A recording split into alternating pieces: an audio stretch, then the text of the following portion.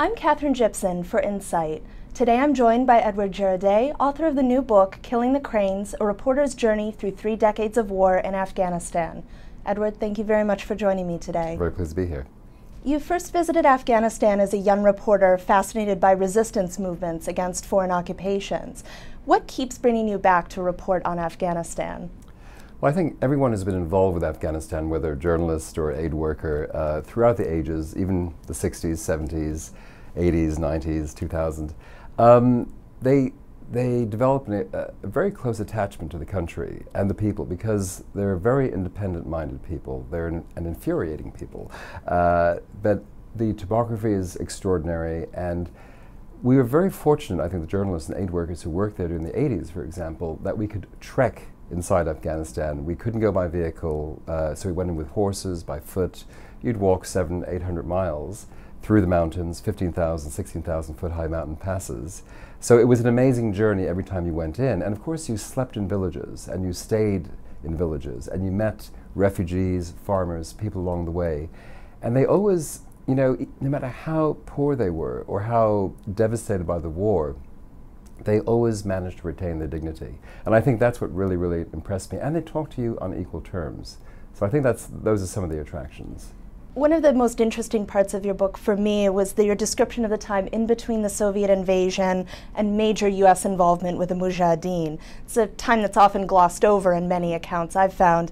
What were your impressions of the Mujahideen at that time? The Mujahideen, who were quite disparate during the 1980s, they came together against the Soviets. It became, in a sense, a nation, Afghanistan. They all joined forces. But the moment the Soviets left, things began to change quite rapidly. There was more infighting, a lot of greed set in, you know, with looting, and Kabul was always the big prize.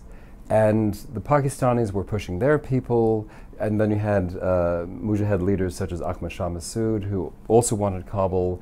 So this huge battle for Kabul began, and over 50,000 people were killed in the shelling. And that was one of the reasons, because of all this infighting between the Mujahideen, between some different commanders, the warlords, many had guns and became bandits. That's why the Taliban came in, because they promised security, and for many Afghans, this was extremely appealing. You personally saw some of the mistakes the Soviets made in Afghanistan during that war. Do you see the U.S. repeating some of those same mistakes? Unfortunately, everyone who's been involved with Afghanistan, and there are many, many players, the British, the Soviets, the Arabs, the Pakistanis, the Americans, I mean, you can go down the line. These mistakes have been repeated again and again. One of them is arrogance and ignorance, and I think all are responsible for that. Post-2001, we went in there, the West, again with an arrogance, we're going to clean up, we're going to fix the situation. But no one really bothered to consult ordinary Afghans. And the fact also that there was the bombing after the events of 9/11, there was a lot of emotion and anger in the United States, but strategically it was a huge mistake because there was actually, before 9/11, there was, the Taliban were imploding. And Ahmad Shah Massoud, the northern commander, and another highly influential Pashtun commander, Abdul Haq, were trying to put together this broad alliance, including all Afghans, including Taliban, who were very disappointed with or angered by the arrogance and the imposition of the Pakistanis, by the Arabs, and there was a lot of anger there. And I mean, no one knows, but they maintain that probably more than half the Taliban would change sides. But the moment the bombing began, that destroyed any possibility of having a peaceful negotiation. How could a focus on rural areas have changed our situation in Afghanistan today? Massively. What was interesting is that the information was there. In 2002, and even before that, many people who'd worked in Afghanistan, aid workers, journalists, diplomats, but you know, since the 70s, 80s and through, they more or less gave the same message. Whatever you do, don't rush it. It's going to take a long time. Focus on the countryside where over or 80% of the people live. Don't build Kabul into this new city which attracts and draws everyone looking for jobs and whatnot. Don't throw money at Afghanistan. Have intelligent development and investment. I mean, Afghans are entrepreneurs. They need investment. They need development as well, but you need a combination of the two. And whatever you do, don't get involved militarily. So these things were ignored, and within 3, 4, 5 years, people living in the countryside, they heard of all these huge contracting companies coming in, getting massive contracts, different organizations, money being thrown around, the warlords, roping it in, just, taking in the money, within the government, within the insurgents as well.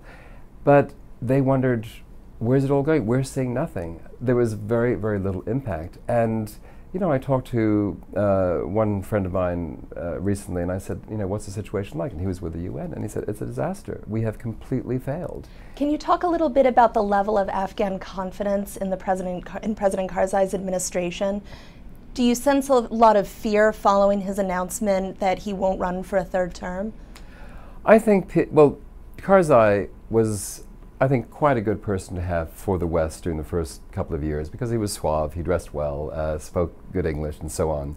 But I think many Afghans are very disappointed, they're disillusioned. But at the same time, they're also, we're wondering, is there another individual who will emerge? I mean, there probably are, but they have to emerge, and they have to. Their problem now is, how do you create a broad-based base of an electorate? And the last elections we had were disastrous. I mean, they were a farce.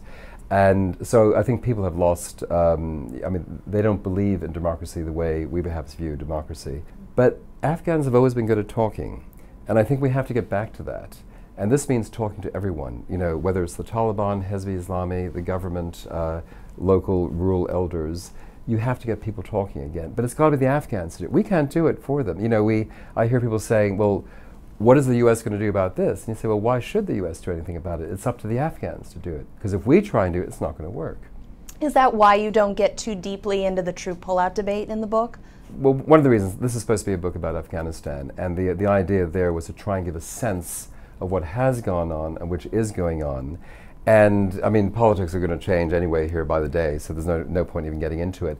But I do think, Obama, it was curious that he did, in a sense, bow down to the military and allow them to dictate the policy. And I think, you don't have military dictating, we shouldn't have military dictating policy. And I've talked to a lot of officers, and some of them are very impressive. They're well-read, they've studied it, but they're also in a difficult position. We are demanding that the soldiers, whether they're British, American, German, we want them to be soldiers, to be aid workers, to be local politicians, if you like, local PR people. You can't do that. A soldier is a soldier.